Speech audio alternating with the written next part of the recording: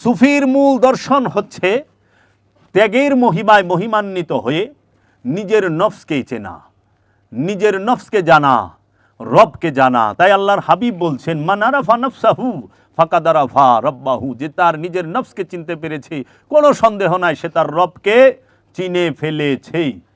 তো তোমার মূল উদ্দেশ্য কি? তোমাকে চেনা।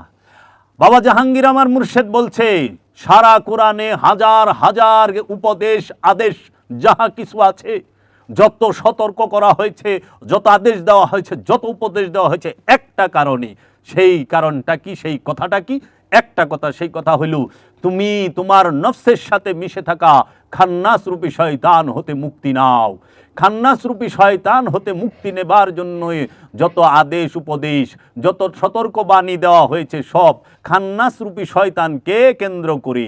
তাইলে তোমাদের একমাত্র কর্মই হইল খান্নাস রূপী শয়তানের পরিচয় জানা এবং খান্নাস রূপী শয়তান থেকে সতর্ক থাকা এবং খান্নাস রূপী শয়তানকে মুসলমান করে ফেলা অথবা নফস থেকে খান্নাস রূপী শয়তানকে তাড়িয়ে দেওয়া।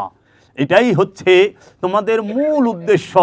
আল্লাহ তার দিদারের জন্য আমাদেরকে সৃষ্টি করেছেন, তার পরিচয়ের জন্য, কিন্তু সে নিজেই লুকায়া রইছে আমাদের থেকে। তাই আল্লামা ইকবাল জিজ্ঞেস করছে, তুই যখন আল্লাহ তুমি তো আমাগো লেগেই তোমার দিদারের লেগে আমাগো বানাইছো, তা আমাগো থেকে তুমি লুকায় রইছো কেন, পর্দা করছো কেন? তো এক গোর এক দান্দা হ্যাঁ, তুমি তো এক গো লোক ধাঁধা। তুমি বলতেছ সবাই তোমার প্রেমিক, এই রাম আর রহিমের ঝগড়া কেন? রাম, হিন্দুরা বলে রাম, মুসলমান বলে রহিম। রাম রহিম লে ঝগড়া না? মসজিদ মন্দির লে ঝগড়া না? কাশী আর কাবা লে ঝগড়া না? তাইলে কিন্তু তুমি তো সব লাগায় রইছ, বুঝি না। তাই সুফিদের মূল দর্শনই হচ্ছে আত্মবোধি, আত্মপরিচয়, আত্ম উপলব্ধি, রবের পরিচয় জানা। সুফিদের কাছে জান্নাত অনেক বড় বিষয় নয়। জান্নাত তো অর্জন, জান্নাত আল্লাহ ডাইকা দিবে তাকে, নফসে মুতমাইন্নাকে। সুফি নামাজ পড়ে, সলাৎ দায়মি সলাৎ করে জান্নাতের জন্য নয়। সুফি যাকাত দেয় জান্নাতের জন্য নয়। সুফি হজ করে জান্নাতের জন্য নয়। সুফি কুরবানি করে জান্নাতের জন্য নয়। সুফি শেখ এই আপনার যে সমস্ত আমলে সালেহা করে জান্নাতের জন্য না। কিসের জন্য জানেন? সুফির দর্শনে তার যে আমানু, সে পবিত্র হওয়ার জন্য। আমরা সলাৎ করব কিসের জন্য? নফসের পবিত্রতার জন্য। সলাৎ দায়মি সলাৎ কিসের জন্য? নফসের পবিত্রতার জন্য। সলাৎ পইরা জান্নাত পাওয়া যায়? কখনো না। সলাৎ করে নফসকে পবিত্র করা যায় সলাতের মাধ্যমে এবং মুর্শিদের দয়ায়, রসুলের দয়ায় খান্নাস রূপী শয়তান হতে নফসকে মুক্ত করা যায়। তাইলে সালাত করি কেন আমরা? দায়মি সালাত খান্নাসের কুমন্ত্রণা থেকে মুক্তি পাবার জন্য এবং খান্নাস রূপী শয়তানকে নফস থেকে তাড়িয়ে দেবার জন্য অথবা মুসলমান করার জন্য। নফস পবিত্র হয় কিসের দ্বারা? সলাতের দ্বারা। নফস পবিত্র হয় জাকাতের দ্বারা। নফস পবিত্র হয় কুরবানির দ্বারা। নফস পবিত্র হয় হজের দ্বারা। নফস পবিত্র হয় আমলে সালেহার দ্বারা। এই আমলে সালেহা এবং এই সালাত, সিয়াম, হজ, জাকাত, কুরবানির মাধ্যমে নফস যখন পবিত্র হয়, মুতমাইন হয়, প্রশান্তি লাভ করে, তখন আল্লাহ ডাক দেয়, আসো ইয়া আইয়াতুহান নফসে মুতমাইন্না, হে পবিত্র নফস, শান্ত নফস, পরিতৃপ্ত নফস, আসো বান্দায় ঢুকো। আরে সলাৎ কইরা নফসকে পবিত্র করতে পারলে বান্দায় প্রবেশ করা যায় আল্লাহর। নফস পবিত্র না হইলে বান্দা হওয়া যায় না আল্লাহর। আল্লাহর বান্দা হওয়া যায় না। ওখানে তো তোমরা পানি দিয়ে উজু কইরে আল্লাহর বান্দা হয়ে গেছো গা। হ্যাঁ, মুখ দিয়ে লা ইলাহা ইল্লাল্লাহ মুহাম্মদ রাসূলুল্লাহ পইরে আল্লাহর বান্দা হয়ে গেছো। আল্লাহর বান্দা এত সস্তা জানো? আল্লাহর বান্দা ডাক দিলে যে আল্লাহর সাথে সাথে জবাব দেয়, এটা আল্লাহর কমিটমেন্ট, ওয়াদা। আল্লাহ ওয়াদা করছে, ওয়াকালা রাব্বুকুম উদুনি আস্তাজিব লাকুম। সুতরাং তোমাদের রব বলিলেন, আমাকে একা ডাকো, সঙ্গে সঙ্গে আমি তোমাদের জবাব দেব। শর্ত একা ডাকো। দুই হইয়া রইছ, নফস আর খান্নাস। এই দেহের ভিতরে নফস আর খান্নাস মিলা দুই হইয়া রইছ। দুই থাকলে দুইয়ের কয় উদু না, আর আল্লাহ কইছ উদু উনি, একা ডাকো। আর যদি সবাই মিলা থাকো তাহলে কয় উদুকুম। উদুকুম, উদু না, উদুউনি। উদুউনি বলছে কোরআনে যে আমাকে একা ডাকো, সঙ্গে সঙ্গে জবাব পাবে। আমাকে দুইজনে মিলা ডাকলে জবাব পাইবা না, সবাই মিলা ডাকলে পাইবা না। একা ডাকতে হবে। সেই একাটা বাহিরগত একা না, ভেতরগত একা, নফসের একা। নফস যেন খান্নাসযুক্ত, শয়তান যুক্ত না থাকে। শয়তানকে নিয়ে আল্লাহকে ডাকলে আল্লাহ শুনে না, আর শয়তান মুক্ত নফস সে হয় আল্লাহর বান্দা। আল্লাহর বান্দায় ঢুকে এই নামাজে জান্নাত দেয় না আল্লাহ জান্নাত দেয়? জান্নাত তো দিবা আল্লাহ। সলাৎ দ্বারা কলব পবিত্র হয়, পানি দ্বারা দেহ পরিষ্কার হয়। পবিত্র কি আর পরিষ্কার কি আগে জানো।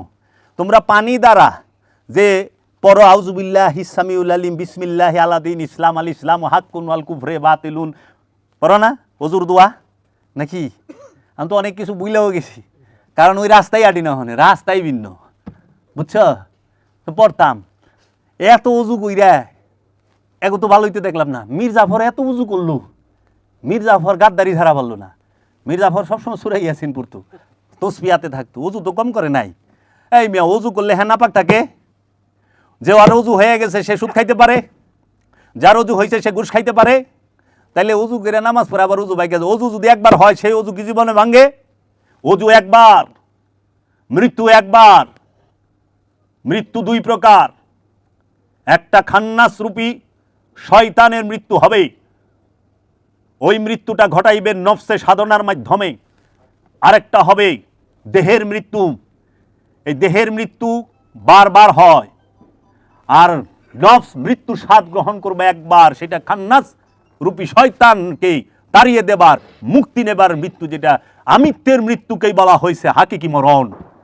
এই আমিত্বের মরণ সারা জিন্দিগিতে একবার, আমিত্বের মরণ, খান্নাসের মরণ, কামনা বাসনার মরণ একবার। আর দেহের মরণ বারবার। ওলি আল্লাহরাও আসে, নবী রাসূলরা বিভিন্ন রূপে বিভিন্ন জায়গায় বিভিন্ন দেহ ধারণ করে আসতেছেন, আগমন করছেন, কিন্তু তাদের আগমনটা আমিত্বযুক্ত আগমন নয়।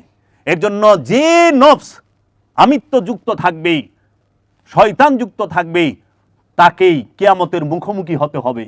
এই জন্য কিয়ামত আর মৌত এক বিষয় না, কিয়ামত আর সাআত আর মৌত এক বিষয় না। সাআত এক বিষয়, মৌত এক বিষয়, কিয়ামত আর এক বিষয়। কিয়ামত হয় কার, মৌত হয় কার, আর সাআত হয় কার? আজ পর্যন্ত না কোনো পিসাবে ক্লিয়ার করা পারলো, না কোনো মোল্লায় ক্লিয়ার করা পারলো, পারেই নাই।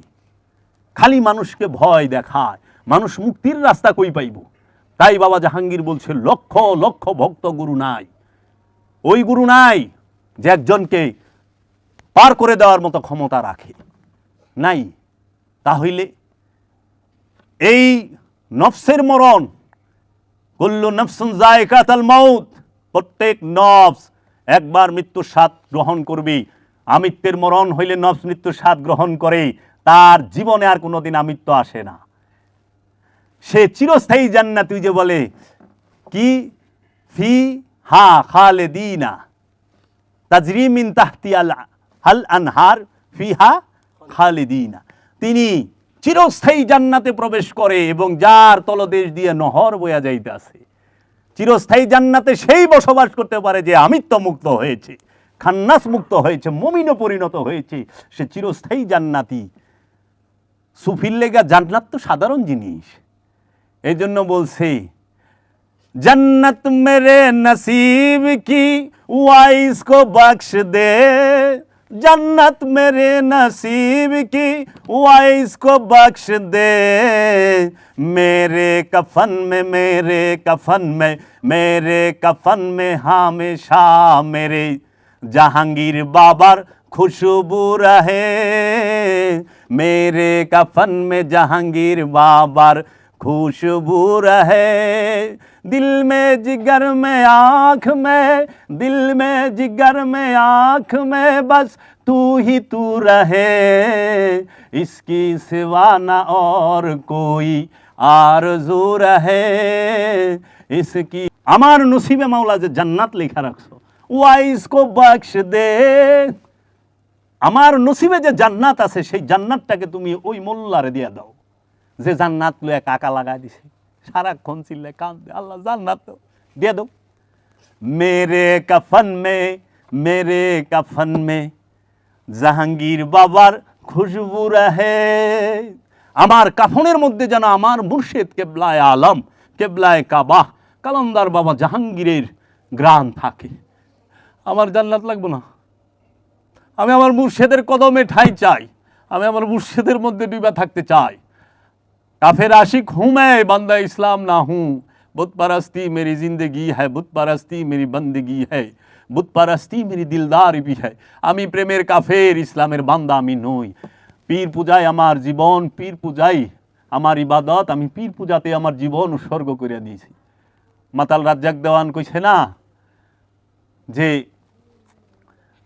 আমি শরাবি চলেছি পথে, সরে দাঁড়াও হে যত মাওলানা, লাগিলে গন্ধ হবে যে মন্দ, অজু গুসুল আর নামাজ রোজা তগো আর হবে না। মুর্শিদ নামের গজল গাবো, ওই নামেরই শরাব খাবো। মুর্শিদ নামের শরাব খাবো, ওই নামেরই গজল গাবো। মুর্শিদকে পাইলে আমি আমার খুদারে পাবো। আহ, দেখো আল্লাহর ওলির কালাম কি, দয়াল মাতাল রাজ্জাক দেওয়ান বলছেন। দেখছ সুফিদের সবার কালাম এক, অভিন্ন। মুর্শিদ তো সুফি আধ্যাত্মবাদে ফকিরির মধ্যে কি, আমরা ফকিরে কেন আমরা ফকির কখনো কাউকে কষ্ট দেয় না, ফকির কষ্ট সয়। ফকিরকে নির্যাতন করে অসতেরা। সৎ মানুষ সব সময় কষ্টে থাকে, সৎ মানুষকে সব সময় আঘাত করা হয়। আমার ছেলে বলল যে বাবা আমারে ভণ্ড, আরে তোরে তো ভণ্ড কইছে, কইছে, এটা মামুলি ব্যাপার। হ্যাঁ, হাফেজ সিরাজির জানা যাই পড়বার দেয় নাই, চইলা গেছে দুনিয়া ছাইরা। বাবা বললে সারে কি করছে জানো, শহর থেকে জানাজা দিবার দেনে মোল্লারা নিয়ে ফেকে বাইরে ফেলাই দিছে মরুভূমির মধ্যে দেহটারে, লাশটারে, লাশ মোবারকটারে। বাবা বললে সার লাশ মোবারক যেখানে ফালাইছে, যে জায়গায় তারে রাখছে ওইটাই শহর হয়ে গেছে ওখানে, আর আগে যেটা শহর আছে ওইটা মরে গেছে, গ্যারাম হয়ে গেছে। এই আল্লাহর অলিগো কেরামত, অলিগো সব সময়। সুফিরা আত্মপরিচয় চায়, সুফিরা জান্নাতের লেগা পাগল না। জান্নাত ভোগ, জাহান্নাম ভোগ। বাবা জাহাঙ্গীর বলছে জান্নাত আর জাহান্নাম দুইটাই ভোগ। ভোগের মাঝে মুক্তি নাই, মুক্তির মাঝে ভোগ নাই। ভোগের ঊর্ধ্বে মুক্তি, ভোগের ঊর্ধ্বে মুক্তি। জাহান্নাম কষ্ট ভোগ, জান্নাত সুখ ভোগ, দুইটাই ভোগ। আর ভোগের মধ্যে থাকতে গেলে তোমার ফানার বাঁকায় যাইতে পারবা না। ভোগের মধ্যে থাকতে গেলেই বন্ধনে থাকতে হবে, বন্ধন মানেই ভোগ। আলা তুমি সুখের বন্ধনে থাকো আর দুঃখের বন্ধনে থাকো, ভোগ কষ্ট ভোগ করতে হবে, সুখ ভোগ করতে হবে। তাহলে মুক্তি কেমনে আইব? মুক্তি আসবে ফানা এবং বাঁকায়। ফানা মানে মিলেমিশে একাকার হয়ে যাওয়া, আর বাঁকা মানে চিরস্থায়ী হওয়া। বুঝছ? এর জন্য মুর্শিদের ধ্যানে, মুর্শিদের খেলে, মুর্শিদের তাসাব্বুরে তোমাকে ফানা এবং বাঁকার মুকামে যেতে হবে। এর জন্য আমরা যারা সুফিবাদে বিশ্বাসী, বাবা ফকিরি গান বাজনা এটা ফকিরি নয়, এটা ফকিরের অনুষ্ঠান। বাদ্য বাজনা বাজানো এটা ফকিরির মূল দর্শন না, এটা অনুষ্ঠান।